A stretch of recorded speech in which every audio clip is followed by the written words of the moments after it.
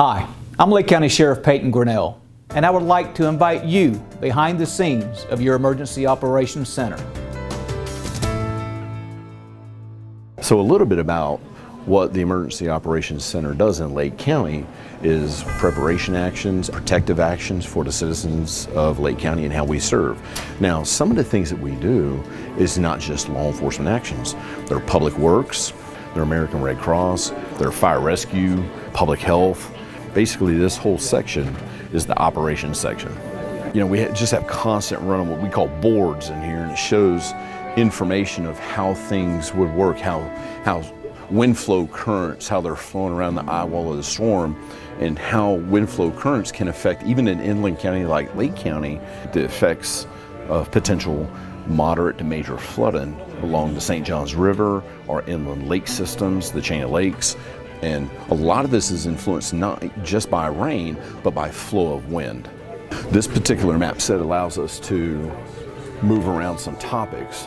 Again, at wind speed, it shows our most current rain analysis, where weather's at, how many people are in shelters right now, how many outages do we have, what kind of busing or services, people moving services that might be affected. And right now, everything's pretty good right now.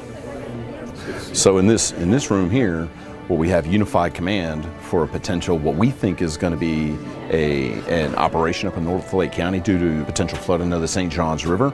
And so in this room, unified command is doing an operational plan on how they're going to put together field operations, potentially if we set up a point of distribution, how we're going to push those supplies out to the people in need.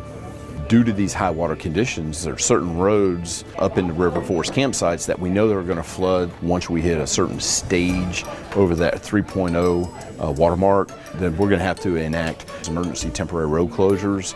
So there's the evaluative piece, the analytical piece, the operational piece, and then the messaging piece. Another very important piece of what we do in the Emergency Operations Center is the integration and the use of global information systems. Layered map data, we take storm surge analytical predictions, and we download them from the National Hurricane Center, we import them into the localized GIS products, and that's how we come up with map products that are timely and that are very accurate. We can always see, based off of what the National Hurricane Center is, what the worst case scenario is. Not what's going to happen, but what the worst case scenario would be. 175 miles from the center.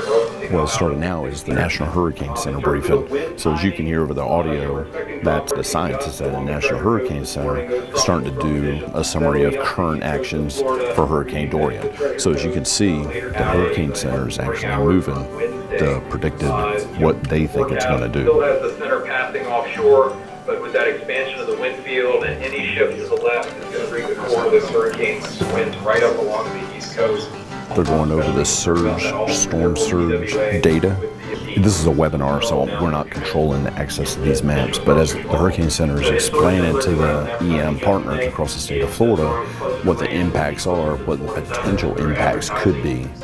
Okay, now they're going to talk about the St. Johns River, which is in Lake County. So they're showing where Astor is going to have flooding Wednesday night. That's a critical piece for our residents. Real quick. So in this room is the Executive Policy Group. Inside the Executive Policy Group are all your elected officials for the county, to include the chair of the Board of County Commissioners.